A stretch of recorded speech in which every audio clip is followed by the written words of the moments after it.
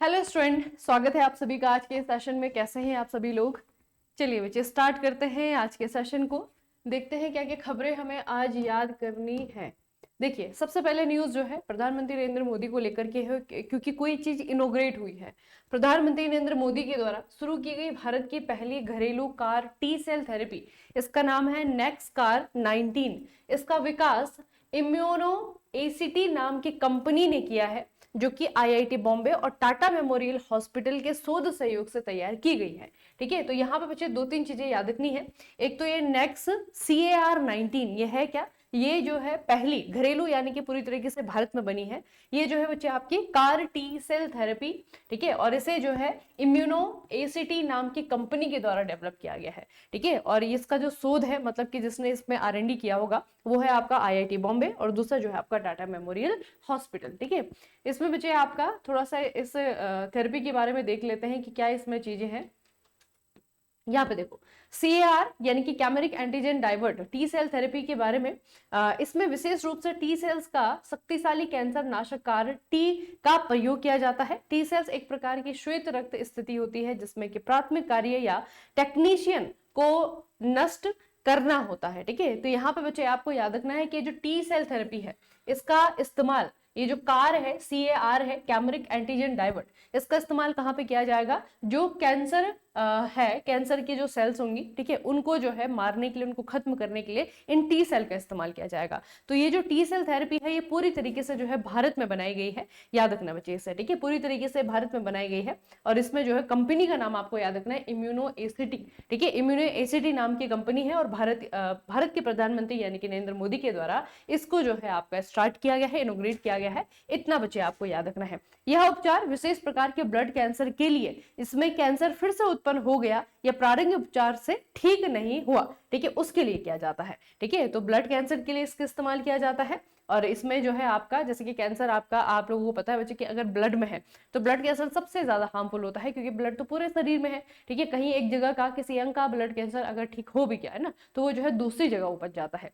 तो उसको जो है ठीक करने के लिए इसका इस्तेमाल किया जाता है। आपको याद रखना है CAR T cell therapy Bharat में जो है पूरी तरीके से डेवलप किया गया है और कंपनी का नाम इम्यूनो एसीटी कंपनी का नाम आपको याद रखना है। अगली न्यूज बच्चे है नेशनल, भारत की सबसे बड़ी भूतापीय ऊर्जा प्रौद्योगिकी पायलट परियोजना आंध्र प्रदेश राज्य में स्थापित की जाएगी। यह परियोजना energy efficiency services limited EESL के द्वारा आंध्र प्रदेश में दो प्रमुख पर्यटन स्थलों पर लागू करने की योजना है। आपका अराकू वैली है और आपका विशाखापट्टनम है। ठीक है, दोनों ही जगह को बच्चे याद रखना कि यहाँ पे आंध्र प्रदेश में दोनों ही जगह है। तो भारत की सबसे बड़ी भूतापीय ऊर्जा प्रौद्योगिकी पायलट परियोजना यहाँ पे जो है आपका स्थापित की जाएगी। ठीक है, कहाँ पे? आंध्र प्रदेश में। ठीक है, याद रखिएगा बच्चे। बाकी जो है आपके दो प्रमुख पर्यटन स्थल है, एक आपका अराकू वैली है, एक आपका विशाखापट्टनम है, जहां पर इनको डेवलप किया जाएगा। परियोजना का उद्देश्य क्या है? इस पायलट परियोजना का उद्देश्य विशेष रूप से पर्यटन क्षेत्र में भूतापीय ऊर्जा, जो कि पृथ्वी के अंदर की गर्मी का इस्तेमाल करती है, पर आधारित है और पर आधारित तापन और शीतलन प्रणालियों की तैनाती को प्रदर्शित करना है। ठीक है, तो प्रोजेक्ट ऑब्जेक्टिव भी आपको याद रखना है। भूतापीय ऊर्जा बच्चे, ये एनर्जी का एक बहुत इंपॉर्टेंट सोर्स है। भारत में बहुत जगह जो है इसके पोटेंशियल है, लेकिन अभी उसका इस्तेमाल उस तरीके से नहीं किया जा रहा है। ठीक है, तो भारत में जैसे अभी यहाँ पे आपका अराकू वैली हो गया, विशाखापट्टनम हो गया, है ना, यहाँ पे जो है आपको इस तरीके की चीजें आपको देखने को मिलेगी आंध्र प्रदेश में, और भी जो है आपकी जगह है। उसके अलावा हिमालय में आप देखेंगे, आपका हिमाचल प्रदेश है, आपका लद्दाख है, उत्तराखंड है, जहां पर की भूतापीय ऊर्जा के शोध है, लेकिन अभी उनका इस्तेमाल नहीं किया जाता है। ठीक है, तो याद रखना है कि भारत की सबसे बड़ी भूतापीय ऊर्जा प्रौद्योगिकी पायलट परियोजना आंध्र प्रदेश में लॉन्च की गई है। हाल ही में प्रधानमंत्री नरेंद्र मोदी की भूटान यात्रा के दौरान भारत ने हिमालयी देश भूटान में आर्थिक विकास को बढ़ावा देने के लिए उसे 4,000 करोड़ रुपए की ऋण सहायता, लाइन ऑफ क्रेडिट जिसे हम कहते हैं, वो प्रदान की है। वाराणसी में एक भूटानी मठ और अतिथि गृह, ठीक है, कहां पर बच्चे? जगह का नाम याद रखना, वाराणसी। ठीक है, वाराणसी में एक भूटानी मठ और अतिथि गृह के निर्माण के लिए भी भूमि प्रदान की है।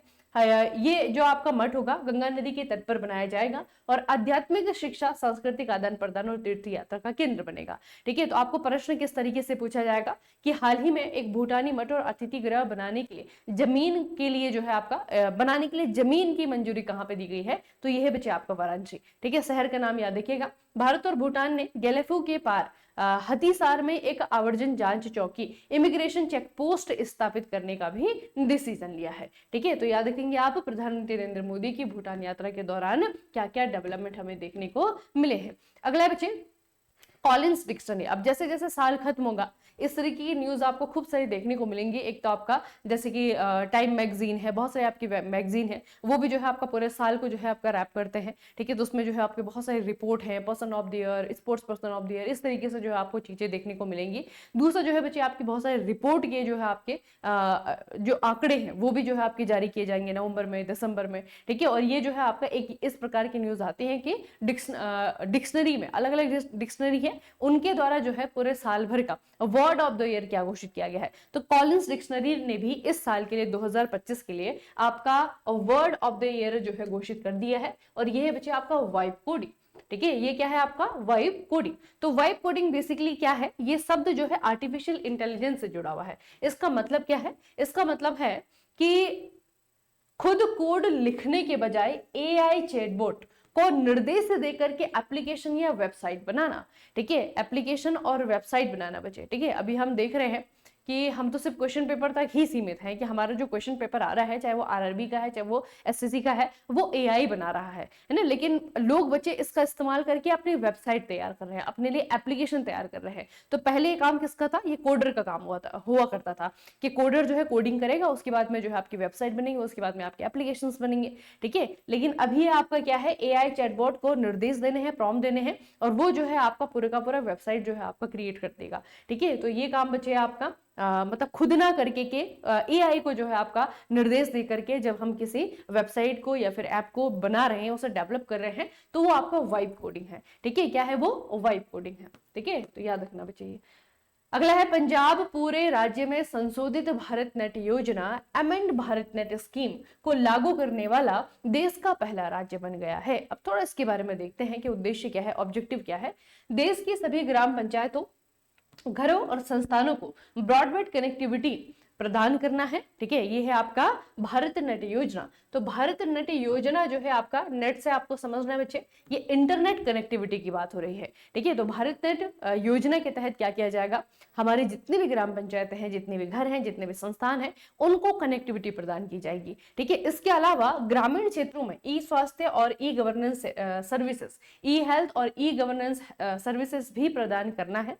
यह योजना 43 छाया क्षेत्रों में शुरू की गई है और नवंबर के अंत तक केवल एक गांव को ही कवर किया जाना बाकी है। ठीक है, तो याद रखना बच्चे, इसका जो अमेंड है, मतलब कि भारत नेट परियोजना का जो नया रूप है उसको लागू करने वाला पंजाब जो है ये पहला राज्य बन गया है। ठीक है, याद रखिएगा बच्चे।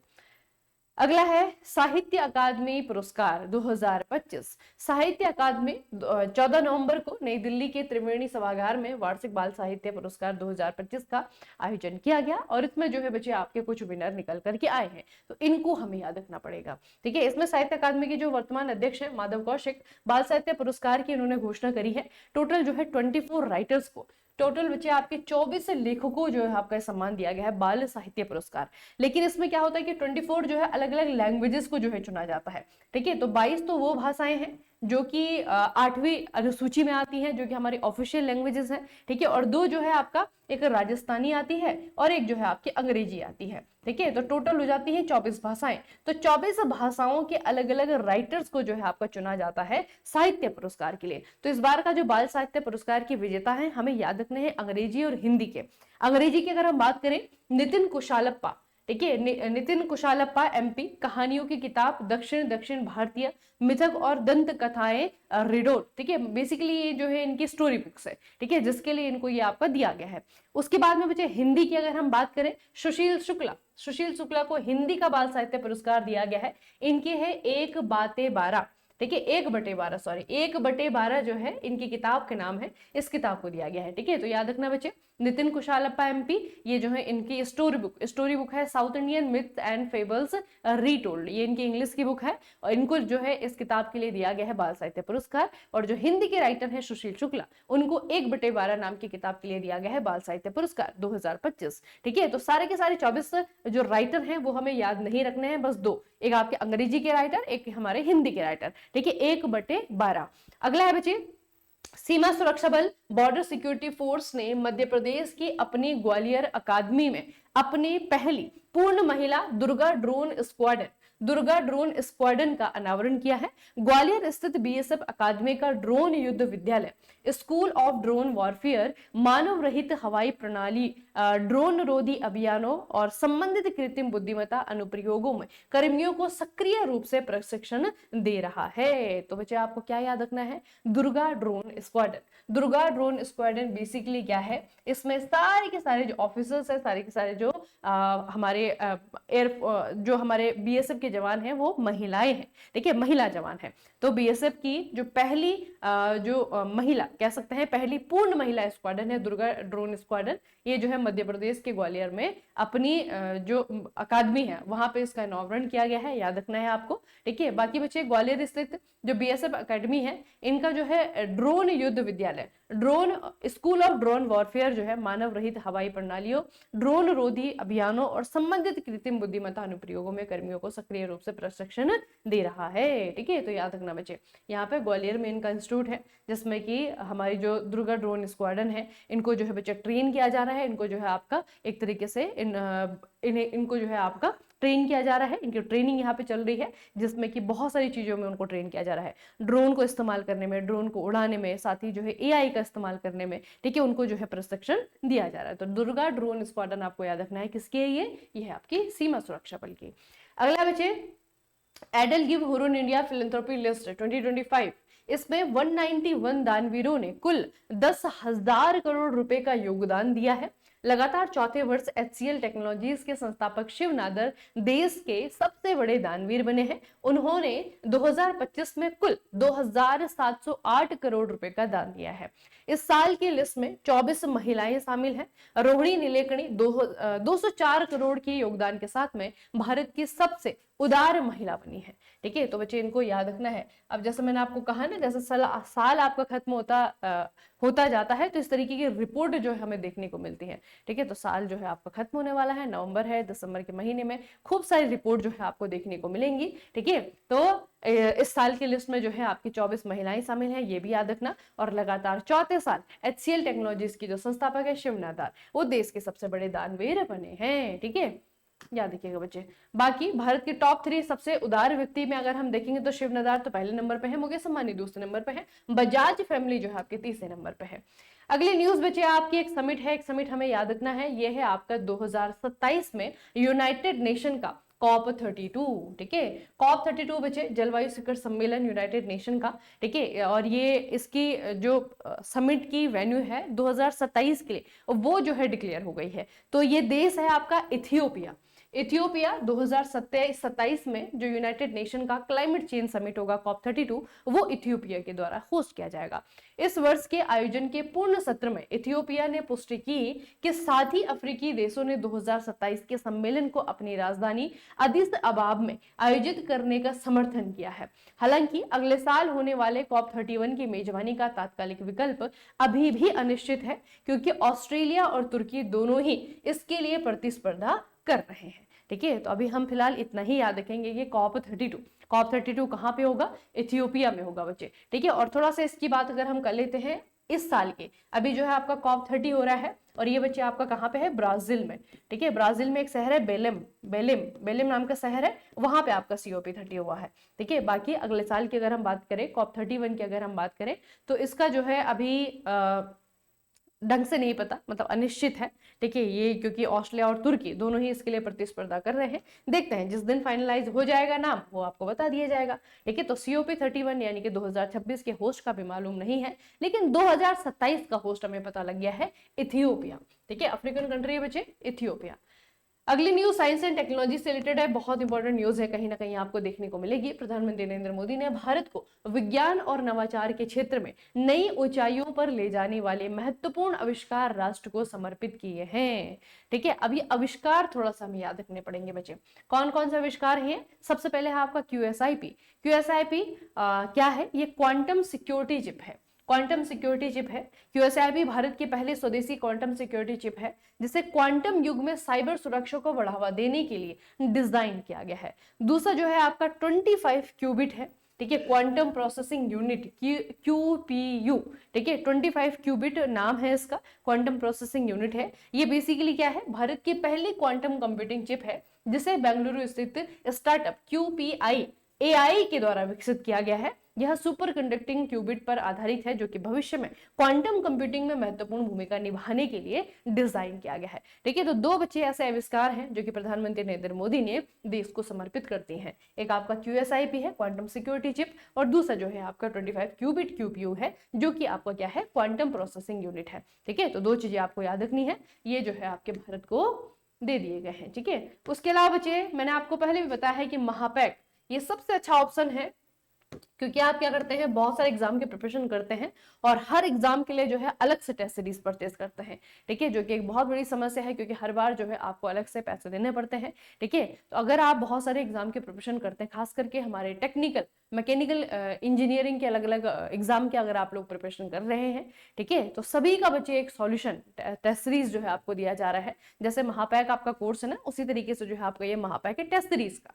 ठीक है, तो इस टेस्ट सीरीज में जो है आपके जितने भी एग्जाम्स है, जैसे RRB हो गया, SSC हो गया, है ना, उसके अलावा DDA JEE हो गया, अभी चल रहा है लेटेस्ट ना, DDA JEE हो गया, तो जो भी आपके एग्जाम आते रहते हैं साल भर में, जो भी एग्जाम के प्रिपरेशन हम आपको करवाते रहते हैं, वो यहाँ पे जो है आपका अपडेट होता रहेगा। जैसे सब्सक्रिप्शन बेस, अमेजन का सब्सक्रिप्शन लिया होगा, नेटफ्लिक्स का भी लिया होगा, है ना, तो उसमें क्या होता है बच्चे, नए शोज आते रहते हैं, नए ऐड होते रहते हैं, उसी तरीके से नए एग्जाम आते रहेंगे, टेस्ट सीरीज जो है आपकी ऐड होती रहेंगी। एक साल के लिए जो है आपका वैलिडिटी इसकी रहेगी। ठीक है, एक साल में जितने भी आपके एग्जाम्स होते हैं उनसे रिलेटेड जितनी भी टेस्ट सीरीज हम लॉन्च करेंगे वो जो है आपको यहाँ पे देखने को मिल जाएगा।